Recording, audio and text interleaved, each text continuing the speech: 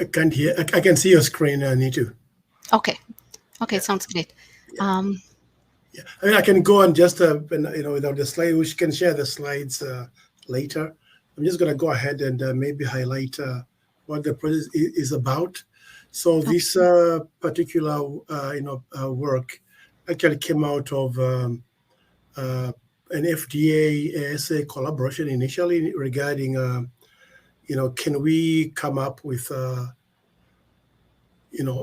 tool that would help produce adverse events visualizations, particularly aimed at submission and also drug safety, safety review. And the idea was that we do give out of a lot of tables to the FDA, or for that matter our internal stakeholders. And would it be possible to actually move the needle from presenting a PDF towards more kind of online interactive web-like presentations, right? But these two should at least have functionality to enable the reviewer to actually do what they do with the PDF tables.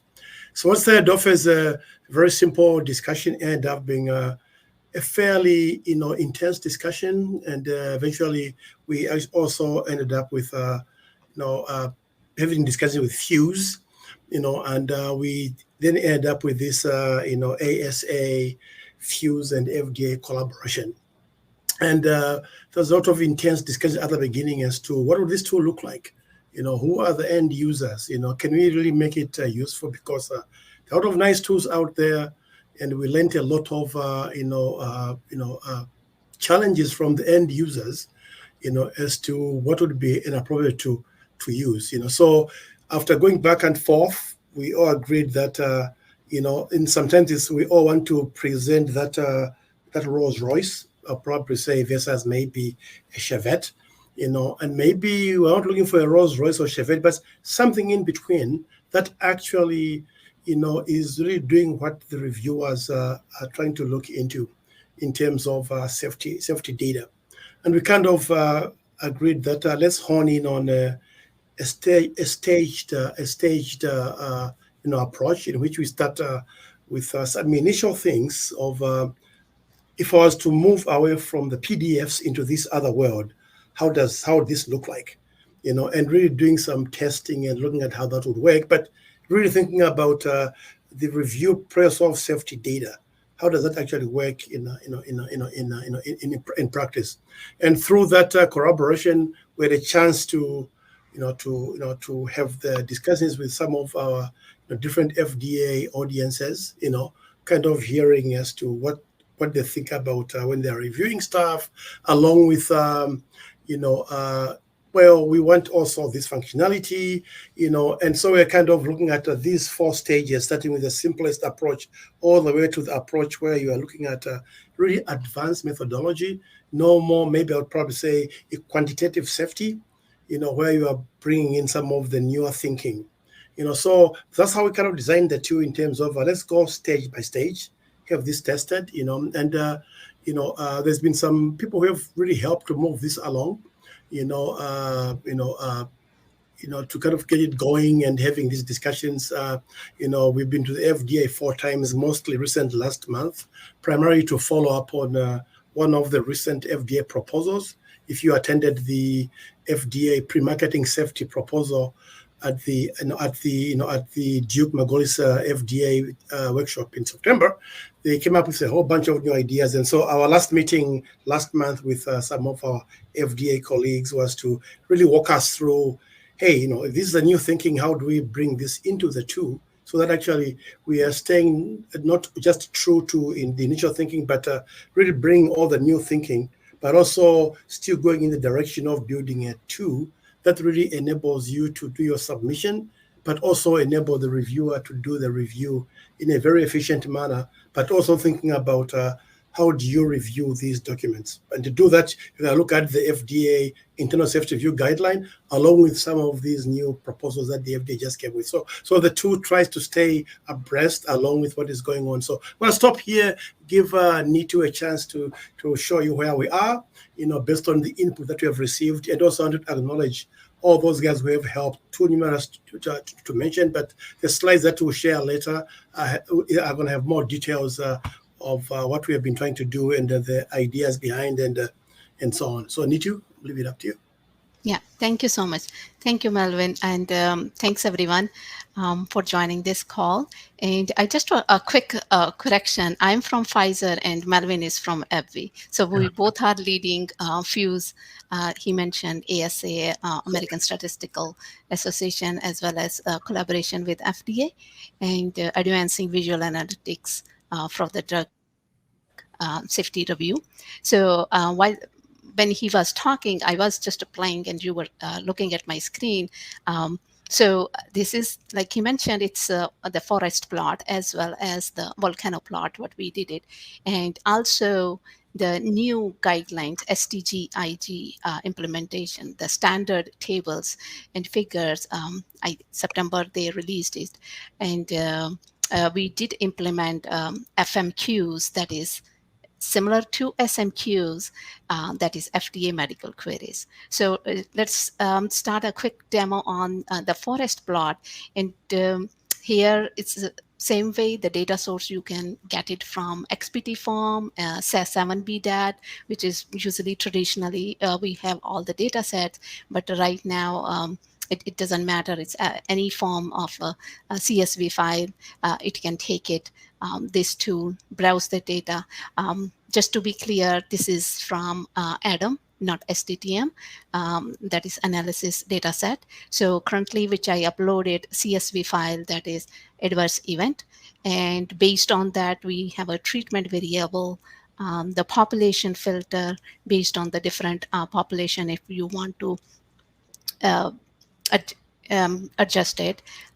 So we do have both plots, both forest and the volcano, for the adverse event ADAM analysis, and overall duration. If you have other, you can do how many days it is, residual period. I'm just doing on the default setting for right now. Based on the adverse event filter, you can do mild, moderate, anything. And this purpose is very intuitive, like the audience can be like no even have any R programming or any expert technically for the clinical also. Summary by participants, events, review by system organ class as well as preferred term, cutoff incidence, you can slide it accordingly. Same way, the risk ratio, and because frequently we are asking FDA and closely have a one-on-one meeting with the different divisions, as Melvin mentioned, based on the feedback, and we are refining this tool, risk ratio, risk difference, sorting option, different alphabetically descending, sorting, as well as the variable based on the count percentage. Here for the demo purposes, I used it CDISC data, and comparing with, maybe let's compare with high dose with the low dose, multiple. Same way, x-axis that you can play with the different options. The confidence interval, cutoff incidence, you can adjust it. And the down, these settings are based for the table, so which I'm right now showing. But the first is the graphical, because the table as a statistical, we already have that, what we are doing traditionally. But we are more interested in data visualization. So if you see that on the left hand side, it all based on the comparison. I did the comparison based on the high dose versus placebo and high dose with the low dose. So it gives the two, if you see the lines here, the comparison between, and here with the high dose and low dose. And one of the, in September symposium, FDA symposium, we got a feedback there if we can add it little bit more based on the left side, what we are comparing, that the comparison with the other, like a high dose with the placebo or low dose, that it's significantly higher or low. So that was some like it, some don't like it, but that was just the kind of we are landing on that. Okay, we can keep it. And same way, it is very you can click it dynamically and it will change the specific which you are looking for, anything information. You can see the column visibility accordingly. You can take it out, which you are not interested. But to see that, okay, if something is specific, you would like to know about the patient. And the other thing is here, what we are trying to do it, you can download it in the PDF form, HTML form, a PowerPoint, and especially when a PowerPoint, when a clinical review, I see they want very high level, 1 or 2 slides based on the review. They don't want the traditionally what we do, the all the static tables in the back. Interactive is nothing. It's the same HTML, a quick download from here. But the good thing is here, which I see, I mean, people love that, a good feedback on that. You can keep the the numbers here. You can embed this into your the submission. It is the HTML form, but keeping in this interactive version. And same way, I just want to keep it the time. And then let me know. I'm going to the volcano one. I think we do have time. Just a quick. And the last one is the event analysis, which I see very, this is the same way the adverse event. I won't take much time here just to show high level. There are 2 circles, if you see that, based on the different treatments comparison. Now, the event analysis, this is really, which is new, like Melvin mentioned, the study guide, there are, I think, around 60 and 35. This is released, uh, actually version date is October, but this is really, really very good. And I hope everybody knows by now, but they did actually shared very transparent and really did great job. So what we did it, taking this document as well as they provided Excel, that FDA medical queries, FMQs. This was the new concept. So it's the same who are really involved in the clinical side. It's the same purpose like the SMQs, but it is different. I'm not going over what is I mean in there, but if you see here SMQ or FMQs, usually on the left hand side, without this medical FDA medical queries into account, you see the preferred term.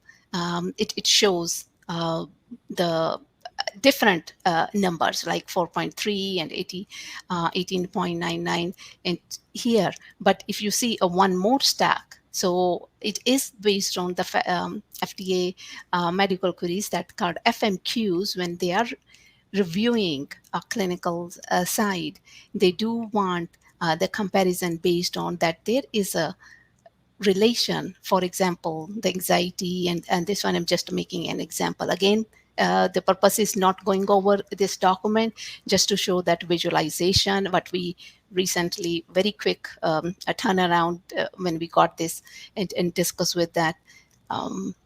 I don't know how much time I have. I can go over a little narrow and broad. You can change it. The FMQs, the different, the query name, it is nothing like the terms.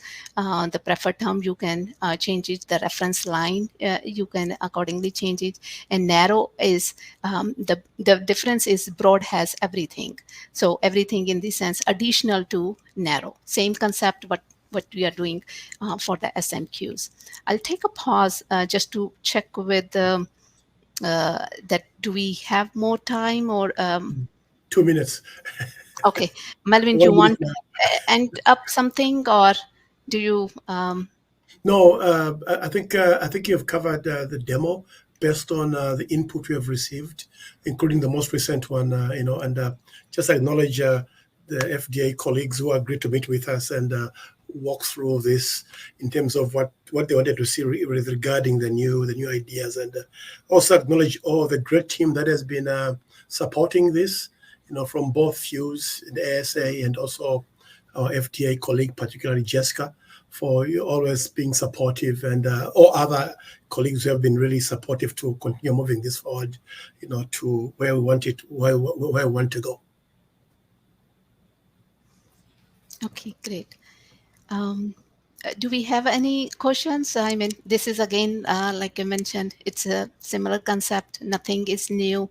SMQ, we did it based on the latest MEDRA, that is 25, I think 25th, the version, but doing, and who are involved, they can understand that, okay, currently the preferred term and the difference, but you see a different stack on there. So the SMQ, it's a different, but it's a similar kind of concept, both narrow and broad. But here you can see the clinicians who are reviewing the data, as well as it gets a very good intuitive picture to one. And that is the purpose of FDA when release these I think around 95, 60, and plus 35 graphs.